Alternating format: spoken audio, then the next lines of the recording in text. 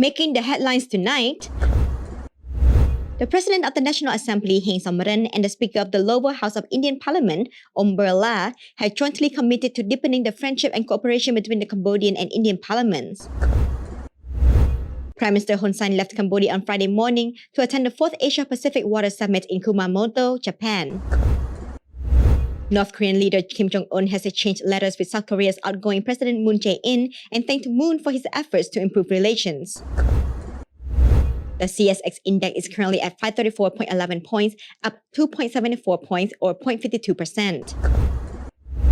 World number 1 Djokovic said decision to ban Russian and Belarusian players over Moscow's invasion of Ukraine is crazy. And the world celebrates Earth Day by working hard to combat the climate crisis. This is the Daily Roundup on EAC News Channel. A very good evening to you. My name is Dekanin. The President of the National Assembly of Cambodia, Heng Samrin, and the Speaker of the lower house of Indian Parliament, Om Birla, have jointly committed to deepening the friendship and cooperation between the Cambodian and Indian parliaments. They both agreed that some areas should be deepened in both bilateral and international frameworks. The two sides also pledged to boost economic, trade, tourism, and cultural cooperation between the two countries. These commitments were made during Speaker Om Birla's visit to Cambodia from the 21st to the 24th of April 2022. EAC News reporter Dashana Gojin has the details. In a working meeting between National Assembly President Heng Samrin and Speaker Om Birla on Friday morning, the leaders of the National Assembly of Cambodia and the Indian speaker's accompanying delegation together expressed their happiness over the achievements made during the 70-year-long history of diplomatic relations between the two countries. National Assembly President Heng Samrin said that the current visit of Speaker Om Birla has given honor and historical significance to Cambodia, reflecting especially on the continued strengthening of relations, friendship, solidarity, and cooperation between Cambodia and India. He further added that since the first legislature was passed in Cambodia, the National Assembly has continued to strengthen parliamentary diplomatic relations through bilateral and multilateral cooperation with regional and global parliaments in order to contribute to peace, stability, and development in the regional and global framework. The National Assembly of Cambodia has established a parliamentary friendship group with more than 100 parliaments around the world, including the Parliament of India, in order to promote friendly relations and bilateral cooperation for mutual benefit. During the meeting, Speaker Om Birla also expressed his support for the remarks made by National Assembly President Heng Samrin and emphasized that through regular dialogue between leaders, the historical ties between Cambodia and India have been deepened. He emphasized that India attaches great importance to relations with Cambodia, contributing to many Indian-led development projects in Cambodia in the sectors of health, agriculture, and technology, all of which have benefited the Cambodian people. He also cordially invited President Heng Samrin to visit India in the near future. The National Assembly President accepted the request and further invited the Indian parliamentary delegation to attend the 43rd AIPA General Assembly, which will be hosted by the Cambodian Parliament in November as an observer assembly. National Assembly President Heng Samrin also requested the Indian side to expedite the establishment of a free trade agreement between Cambodia and India, to continue to support human resource training in Cambodia, and to also assist in cooperation in the conservation and restoration of cultural heritage sites, urging the government of India to partake in the restoration process of the Bayon Temple and Brevier Temple, particularly since India is the co-chair of the ICC Brevier. In response, Speaker Om Birla accepted the request of President Heng Samrin and promised to give a positive final answer through the Indian ambassador to Cambodia in the future. India is one of the few countries in the world that recognize the People's Republic of Kampuchea and opened an embassy in Cambodia in 1981. The people of India and Cambodia also hold long historical ties with similar cultures, beliefs, and religions. The visit of Speaker Om Birla signals the strengthening of good relations, cooperation, and solidarity between the two countries. Darshana Gochan, EAC News, National Assembly, Phnom Penh. Prime Minister Hun Sen left Cambodia on Friday morning to attend the 4th Asia-Pacific Water Summit in Kumamoto, Japan. The Prime Minister plane departed from Phnom Penh International Airport at around 7:30 a.m. He is set to return to Cambodia on Sunday. EAC News reporter Anthony Ellis has more. The 4th Asian Pacific Water Summit will be held in Kumamoto, Japan under the theme Water of Sustainable Development. Best Practices and the Next Generation from the 23rd to the 24th of April. The purpose of this meeting is to share ideas, visions, solutions and implementations methods with heads of state and representatives from international organisations who support policy, decisions and accelerate activities related to achieving quality growth towards environmentally resilient and sustainable society. Attendants will discuss how to tackle water-related issues from the COVID-19 pandemic and will assess with improvement of the Asian Pacific region. The meeting also aims to foster further collaboration and partnerships utilising qualified infrastructure to support quality growth. The 4th Asian Pacific Water Summit will also share with the world the long-standing efforts made by the host city, Kumamoto, in conserving groundwater, as well as recovering efforts from the 2016 Kumamoto earthquakes.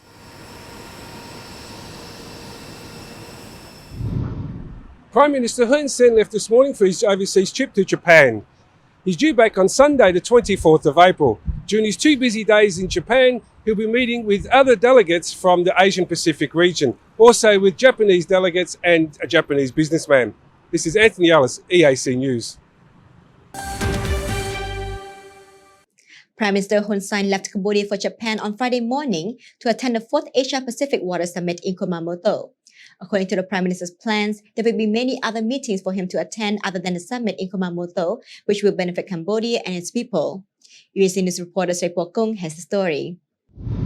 According to the minister delegate attached to the Prime Minister Sri Thamrong, during Prime Minister Hun Sen's 2-day visit to Japan from 23 to 24 April, he will partake in many different programs. Starting from the morning of 23 April, he will hold a bilateral meeting with the Prime Minister of Laos at the request of the Laotian side. Then the Prime Minister and his accompanying delegation will attend the opening ceremony of the 4th Asia-Pacific Water Summit. At noon, after the opening ceremony, the Prime Minister will continue to have lunch with the leaders of the Asia-Pacific region, and on the afternoon of 23 April, he will attend the meeting of Head of State and Government of the 4th Asia-Pacific Water Forum. He will then lead a delegation to meet with the Prime Minister of Japan and also meet with the representative of Mitsubishi and other Japanese companies to inform them about the potential investment opportunity Cambodia offers. The minister delegate said this company, Mitsubishi, is planning a lot of investment in Cambodia. Then the mayor of Kumamoto will lead 8 companies based in Kumamoto to pay a courtesy call to Prime Minister Hun Sen and explore investment and opportunity in Cambodia. Prime Minister Hun Sen will continue to meet with the Japanese Prime Minister Kishida Fumio at a dinner hosted by the Prime Minister of Japan.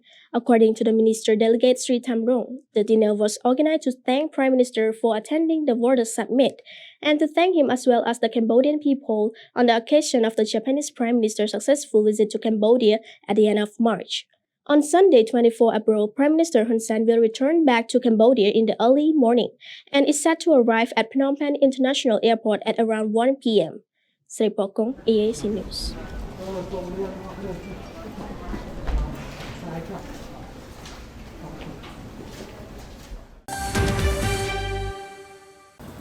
Two police officers were shot dead and 1 injured during a drug bust in Tua Prik village, Ang Snu district in Kanda province on Thursday afternoon.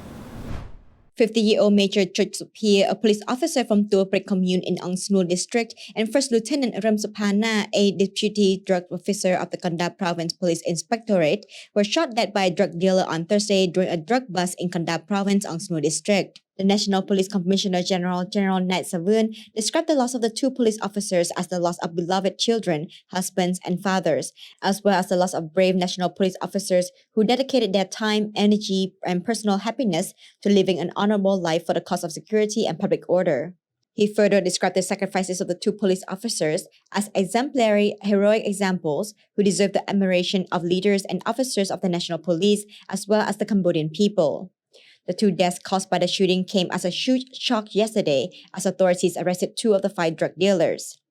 The president of the National Authority for Combating Drugs, Deputy Prime Minister Kai Kam Yan, sent a message of condolence to the families of the 2 police officers who lost their lives in this incident, and also prayed the souls of the 2 police officers to be reborn as soon as possible and in peace. The bodies of the 2 officers are currently being kept at their homes to undergo the traditional funeral rites, with the Provincial Police Commissioner paying their respects. On Tuesday, 19th of April, the Previhir Authority held a groundbreaking ceremony for conservation work on risky Previhir temple structures to preserve the temple's structural integrity and improve its safety for visiting tourists. EAC News reporter Anthony Ellis has further details. Previhir Temple is more than 1,000 years old and is located in Chomsan District, Previhir Province. Currently, the Previhir National Authority has set up pillars at some of the monumental entrances towers, also known as gupas, that could endanger the temple's structure integrity. The technical conservation team have placed support structures and identified high-risk structures within the Previhir Temple complex, including at 5 sandstone pillars on the second gupa, 1 grinder on the third gupa, and against the beam structure on the fourth gupa in 3 separate locations. The National Authority would like to point out that the work being done at these high-risk sites have been studied by the technical staff of the Previhir National Authority, though the recommendation of the United Nations Education, Scientific and Culture Organisation made during the 7th preliminary session in International Coordinating Committee for the Safeguarding and the Development of the Historic Area of Angkor. With this conservation work, the team experts have reduced the current high risk and maintained the stability of temple structure so that the visitors can be protected and safe in the future. The Previhir Temple is an ancient Hindu temple built during a period of the Khmer Empire. The temple is located on the 525-metre high mountain in the Dungurk Mountains of Previhir Province. Previhir Temple was inscribed on the UNESCO World Heritage List on number 7th of July 2008. The temple was previously badly damaged during the fighting that broke out between Cambodian and Thai troops over the seizure of Previhir Temple in 2011. Anthony Ellis, EAC News.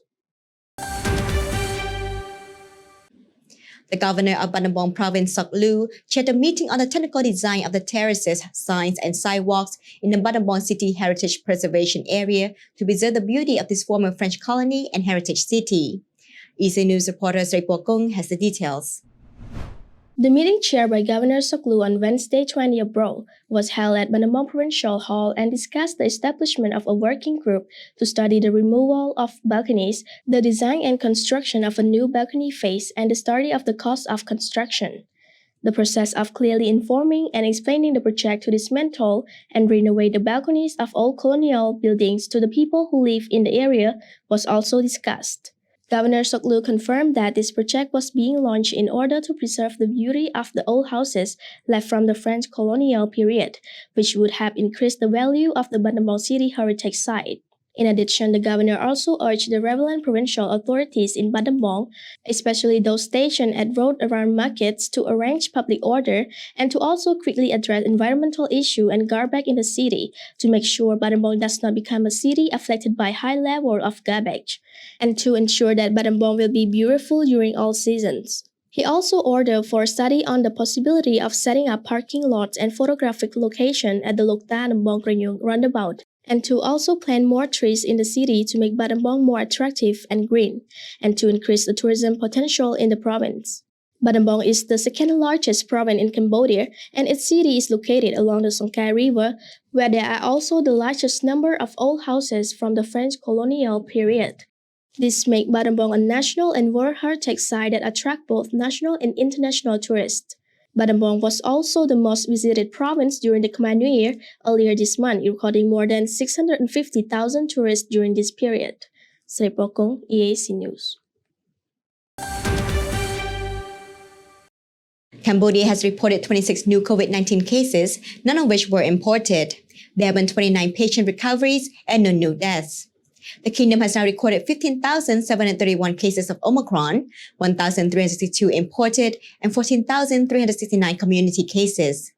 Cambodia's COVID-19 case tally has now climbed to 136,122.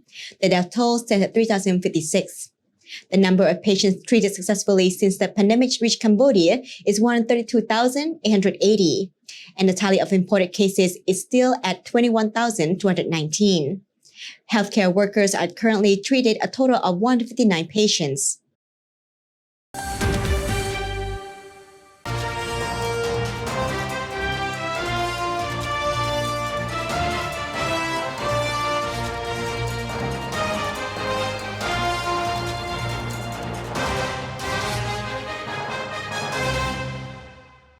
Now for a look at news making international headlines this Friday, 22nd of April.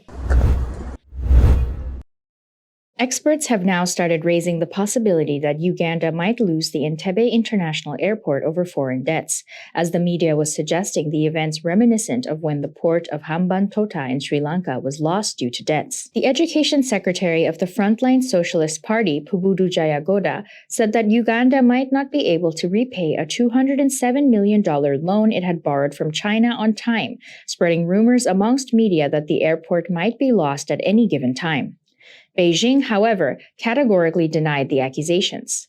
They explained that in case the repayment of loan obligations is not met, various things have to be paid as ransom, adding that there would be a property grab in case a failure of paying was to take place. According to Yasuri Ranaraja, a co-founder of the Belt and Road Initiative Sri Lanka, the media was suggesting that China will take over the Ugandan airport after Beijing rejected Kampala's proposals to re-engage its debt as the airport was not profiting as it was. Jayagoda said China tends to ask for taking possession of highly strategic and important facilities as a precondition for approving a loan to a country.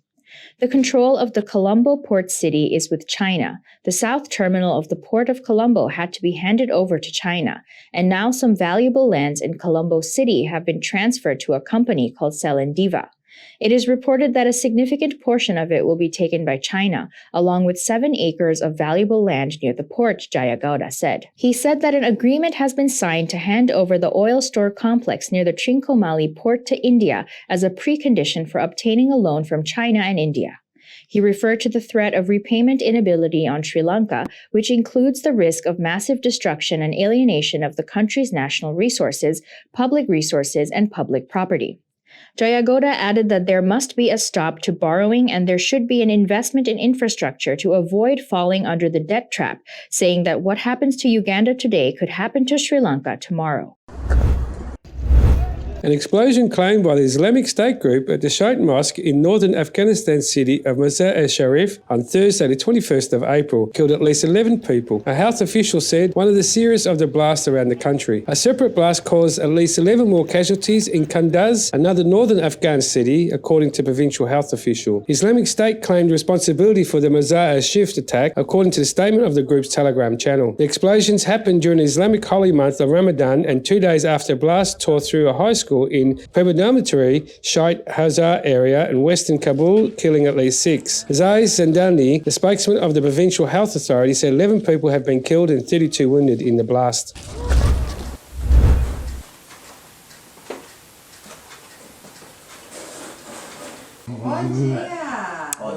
A 100-year-old man from the southern Brazilian city of Bros has entered the Guinness World Record book for working the longest in the same company, 84 years. Despite his extraordinary accomplishment, Walter Oatsman advised for those looking for a long and fulfilling professional life is surprisingly simple: do what you love and stay away from junk food. You have to like to work. I started to work with that willingness and fighting spirit, he said in an interview this week. You can't just do any job to say that you are working. That doesn't work. You're not going to be able to stand it. According to the local media, Oatsman started on the factory floor of a company now known as Roundup, which produced fabrics. Soon after, he moved to administration, eventually becoming a sales manager. To keep sharp, he drank daily and assiduously watches his diet. I really avoid salt and sugar, he said. I avoid things that hurt your intestine. I avoid Coke and other sodas. I only consume things that are good for you, that really help your body to be strong forever.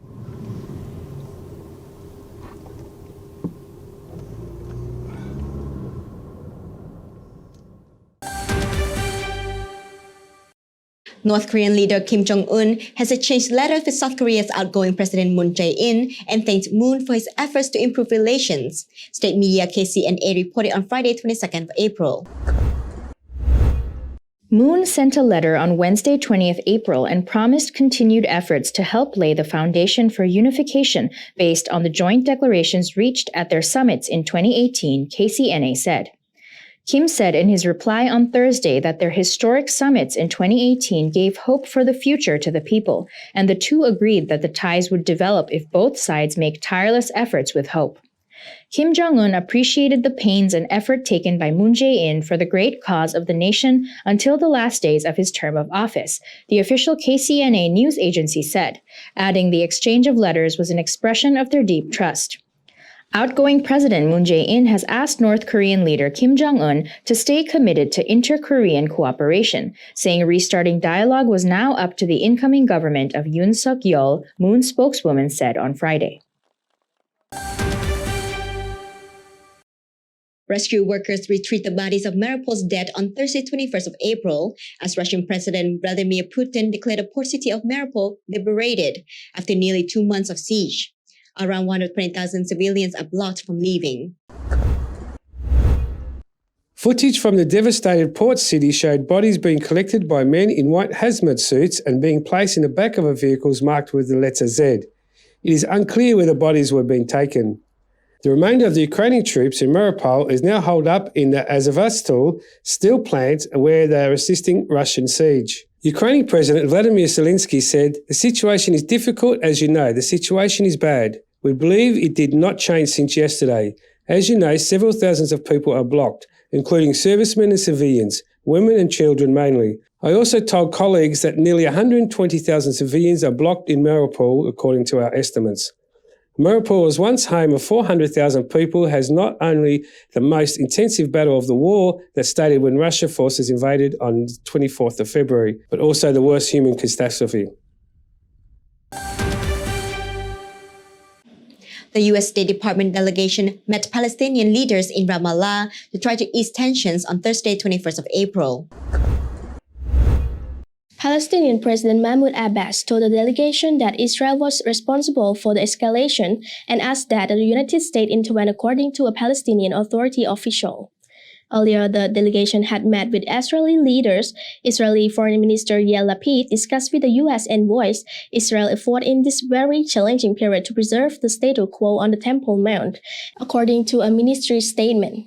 While at the Jerusalem Holy Shrine, revered to Muslims as the noble sanctuary Al-Aqsa Mosque compound and to Judaism as the Temple Mount, has surged over the past week, raising concern about a slide back into wider Israeli-Palestinian conflict. Israeli security forces have been on high alert with the Muslim holy month of Ramadan coinciding with the Jewish holiday Passover, the Christianity Easter.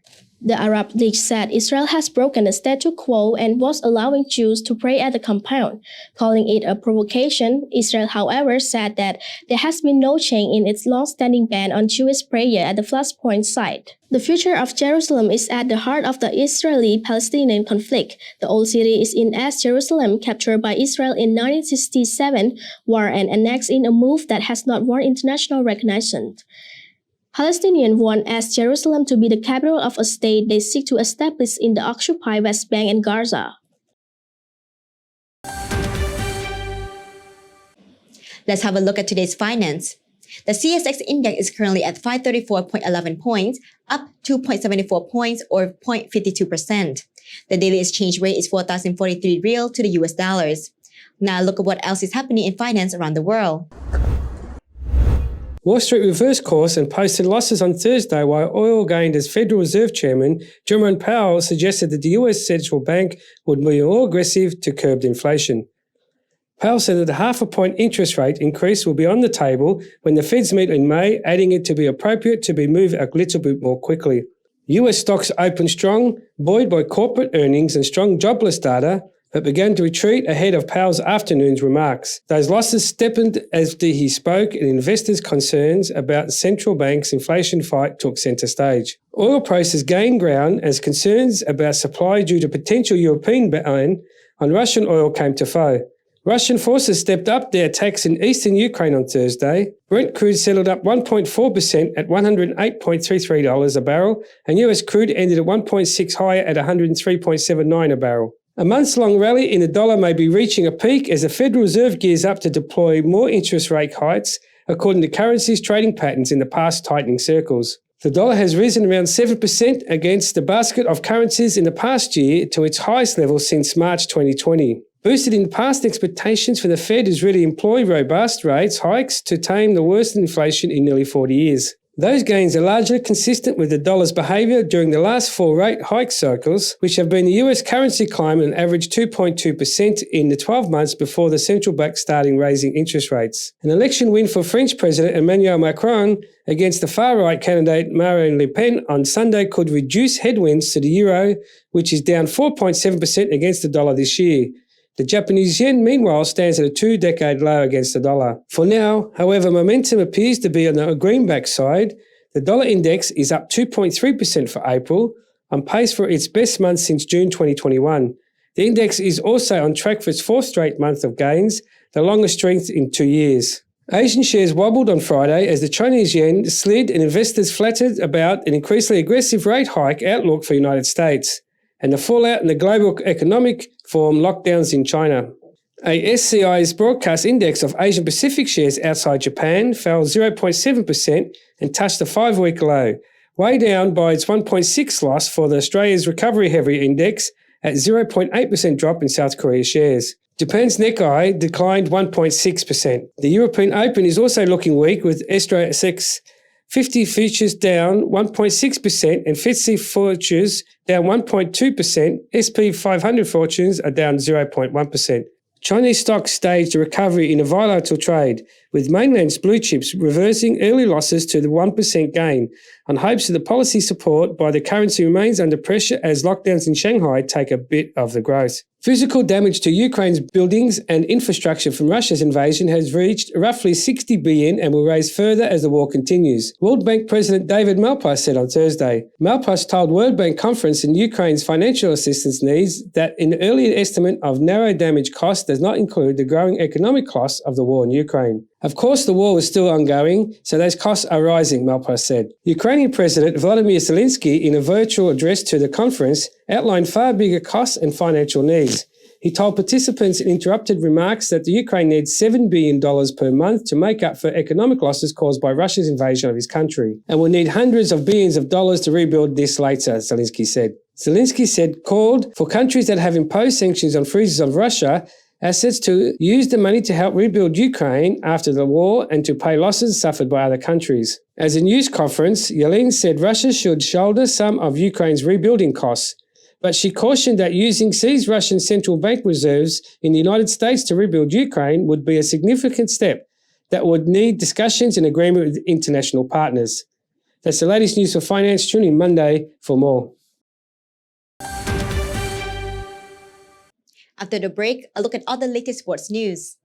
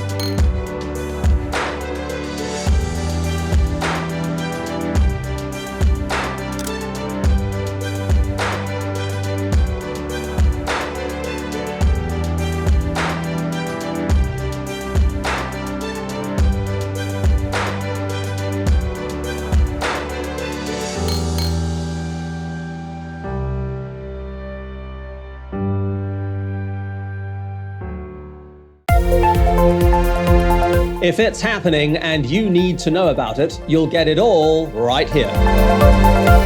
EAC News brings you updates and breaking news in English across all of our platforms and channels.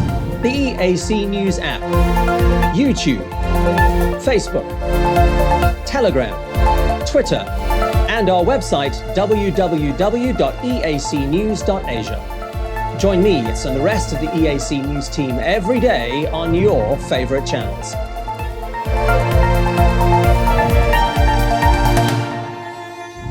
EAC News, Cambodia made clear.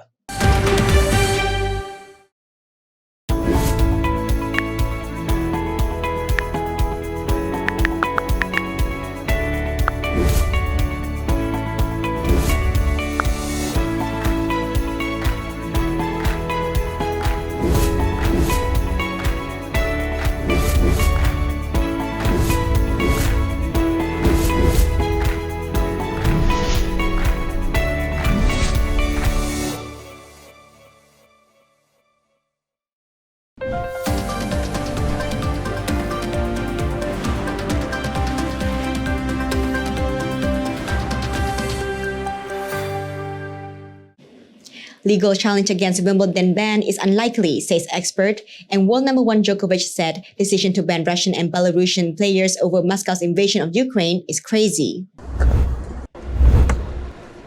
Michael McCann, a professor of the University of New Hampshire, speaking after the Grand Slam tennis tournament, said on Wednesday, 20th April, that competitors from Russia and Belarus would not be granted entry to the 2022 competition. The move came in response to Russia's invasion of Ukraine, but was condemned by the Kremlin, with a spokesman saying sport and politics should be kept separate.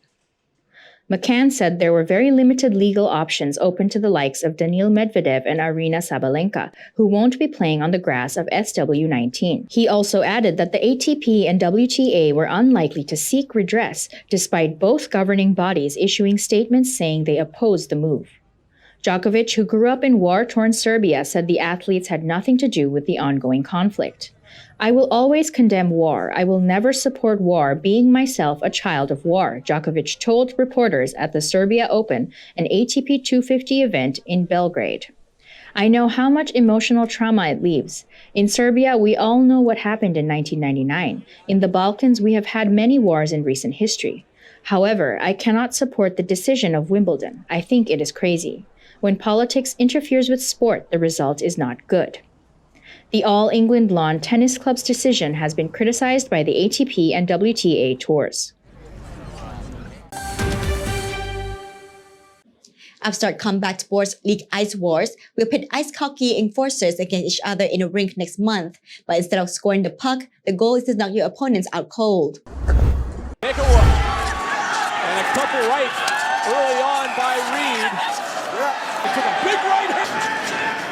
I'm calling the prize fighting on the ice because at the end of the day, there is no hockey being played, Ice Wars President AJ Galante told Reuters. There are no sticks, there are no pucks, and there are no nets. So yes, it's full hockey gear and it will be predominantly current hockey players, but it's prize fighting with a purse on the line. As a teenager, Gantel's father made him the general manager of the now defect Dunbury Trashers, a minor league team so violent and controversial that last year it became the subject of a Netflix documentary, Untold Crime and Penalties. He moved on to boxing and said that the wave of interest in innocent combat sports, everything from bare-knuckle boxing to pillow fighting, has grabbed headlines recently, leading him to believe that it's time right to launch his passion project. A bout will consist of 2 one-minute rounds with a 30-second icebreaker in the event that the fighters split the rounds. The fighters will wear 4-ounce MMA gloves and cannot identically take their opponent's helmet off, but if it comes off as a result of a great punch, it's game on, said Glante. The concept dates back to the Battle of the Hockey Enforcers, an event which was held in the British Columbia in 2005 and served in the inspiration for Ice Wars. Ice warrior Daniel Ansbury said that they're eager to showcase his talent. As crazy it might sound, this is something that I've always had the back of my mind, Ansbury said. 6 months ago, I was saying to my bubby, that is too bad that there isn't sport where I can take an advantage of a unique skill that I have. I don't know if I'm master-fed or I'm just happened, but it wasn't much later that this ended up happening and I'm fired up. While no National Hockey League players are expected to participate, Ainsbury is prepared to stiff competition from players who compete in the Amateur Hockey League, as well as mid-tier leagues like the ECHL and NAHL. He said the length of bouts will guarantee non-stop action. An average hockey fight will probably be under 20 seconds, he said. So 1 minute is a long fight. It's not of action. There's going to be a lot of punches being thrown and there's going to be a lot of blood. It's going to be fun, man. Ice Wars will debut in an 8-man King of the Ring heavyweight tournament in Edmonton on Monday 21st.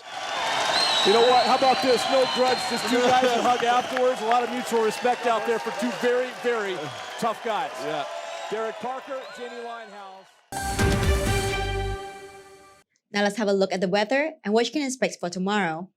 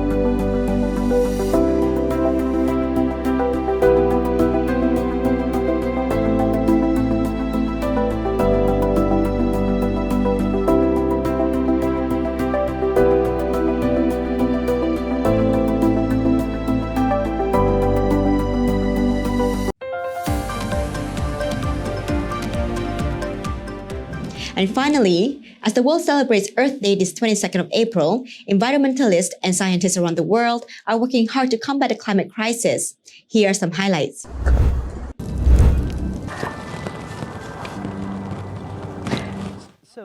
A collaboration between the Yale School of the Environment and two New York City-based not-for-profits, the Central Park Conservancy and Natural Areas Conservancy, the Central Park Climate Lab launched earlier this year to study climate change. Its mission is to use the park's green spaces as a field laboratory to study the on-the-ground impacts of shifting weather patterns and to use the information gathered to help parks nationwide implement strategies to make green spaces more resilient and mitigate the effects of climate change. Dr. Seto and her team plan to use satellite data and on-the-ground data to gain clues about seasonal patterns and how plant and animal life are responding. One of their data collection tools is a spectral radiometer, which measures light and can be used to identify vegetation. With the data acquired, the lab plans to create new strategies for implementing climate mitigation and adaptation protocols in urban parks across the U.S. The Intergovernmental Oceanographic Mission of UNESCO said that scientific assessments show that blue carbon ecosystems can sequester 2 to 4 times more carbon than terrestrial forests. That means they have a key role to play in tackling the climate emergency and achieving the goal of carbon neutrality. The term blue carbon refers to the carbon stored in coastal and marine ecosystems. Blue carbon ecosystems, mangroves, tidal and salt marshes, and seagrasses are highly productive coastal ecosystems that are particularly important for their capacity to store carbon within the plants and in the sediments below. With a sea area of 2 million square kilometers, rich marine ecosystems, and great biodiversities, Hainan hopes to use that to help achieve carbon neutrality. Rewild, a global nature restoration organization supported by Leonardo DiCaprio, has announced plans to protect and restore 100,000 hectares of land by 2030.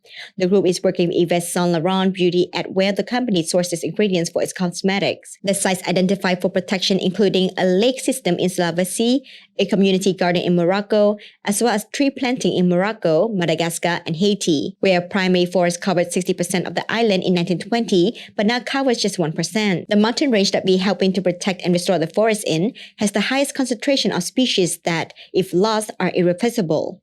Dr. Robin Moore, Vice President of the Communications and Marketing at Rewild, told Roundups, "If you lose that mountain, you lose more species than you would anywhere else in the world," he said. The United Nations says the world must restore at least 1 billion hectares of degraded land, an area the size of China, in the next decade, while the WWF says about 2/3 of the world's animals, mammals, birds, fish, amphibians, and reptiles have vanished over the last 50 years. The project called Rewild Our World will see continued investment in rewilding projects in the Orica Valley in Morocco, 400,000 trees planted in Madagascar, and in Sulawesi, restoring more than 16,000 hectares of Lake Motano and restoring 30,000 hectares of forest. Scientists have successfully bred a threatened species of coral as part of a project that hopes to restore damaged reefs off of the coast of Florida that is under the threat by a relatively new disease, a coral rescue organization said on Thursday. Reefs in Florida and the Caribbean are facing the growing threat of destruction by the stony coral tissue loss disease that strips coral of its color and ultimately its life altogether. The Florida Coral Rescue Center has in recent weeks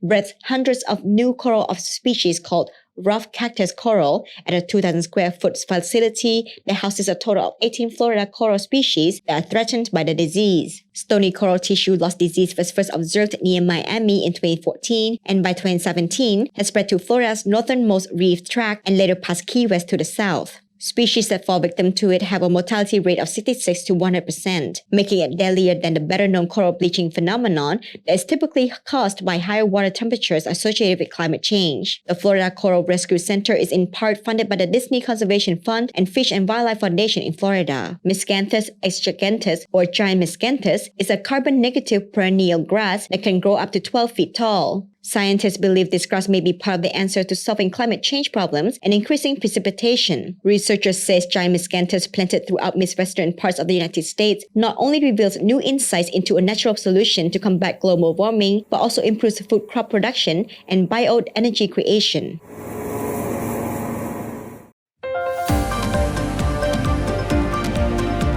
Thank you for watching the Daily Roundup here on EAC News Channel. For more breaking news and updates, check our website eacnews.asia or search EAC News on Telegram, Smart TV, or at your favorite app store. More from EAC News tomorrow night at 8 p.m. We will see you then.